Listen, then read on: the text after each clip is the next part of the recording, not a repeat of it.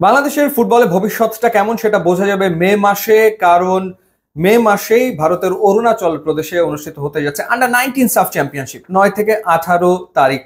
এবং বাংলাদেশের গ্রুপে রয়েছে মালদ্বীপ, ভুটান। বাংলাদেশের ইয়াংস্টাররা কোন পর্যায়ে রয়েছে সেটা আসলে এই টুর্নামেন্টে দেখা যাবে। এই সাফ চ্যাম্পিয়নশিপকে সামনে রেখেই ওপেন ট্রায়ালে অংশ নিতে বাংলাদেশে এসেছিলেন 4 জন বাংলাদেশি বংশোদ্ভূত প্রবাসী ফুটবলার, যার ভেতরে ইংল্যান্ড থেকে এসেছিলেন এলমান মতিন, ইতালি থেকে এসেছিলেন আব্দুল কাদির। সো এই 4 জনের ভেতরে 3 জন প্রাথমিকভাবে তো দলে টিকে যাচ্ছেন, একজন বাদ পড়তে চলেছেন বা বাদ পড়েছেন তেমনটাই আসলে শুনেছি। যিনি বাদ পড়তে চলেছেন তিনি সংযুক্ত আরব আমিরাত থেকে এসেছিলেন, উজায়ের চৌধুরী তার নাম, এবং তিনি একজন গোলরক্ষক।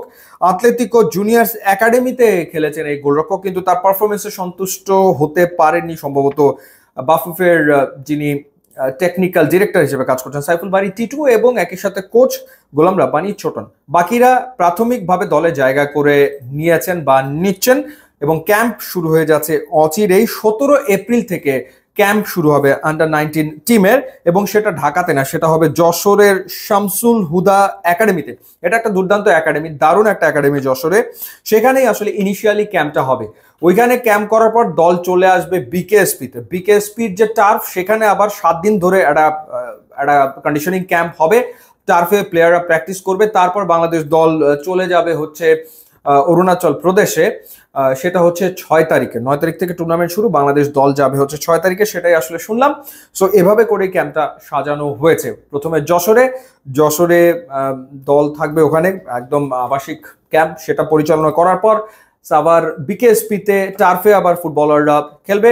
সেখানে খেলার পর বাংলাদেশ দল পার্টিসিপেট করতে যাবে। সো বাফুফে খুব গুরুত্বের সাথে এই টুর্নামেন্টটাকে নিয়েছে, এবং বাংলাদেশ এই টুর্নামেন্টের ডিফেন্ডিং চ্যাম্পিয়ন। সো এবারও বাংলাদেশের লক্ষ্য আসলে চ্যাম্পিয়ন হওয়া, এবং ফুটবলের যে ক্রেজ বাংলাদেশে তৈরি হয়েছে সেই ক্রেজ ধরে রাখার জন্য বয়সভিত্তিক পর্যায়ে সাফল্য পাওয়াটাও আসলে জরুরি, এবং সেই সাফল্যের খোঁজে বাফুফে রয়েছে, এবং সে কারণেই এই সাফ চ্যাম্পিয়নশিপ নিয়ে বাংলাদেশ এতটা সিরিয়াস। সো দেখা যাক, এলমান মতিন কিংবা আব্দুল কাদির, তাদেরকে দেখার সুযোগ হয়তো আমাদের হবে।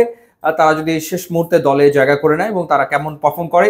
এবং এই আন্ডার 19 টিমের ফুটবলারের ভবিষ্যতে তো জাতীয় দলে আসবে, সুতরাং এই দলের পারফরমেন্স খুবই গুরুত্বপূর্ণ, কোনো সন্দেহ আসলে নাই।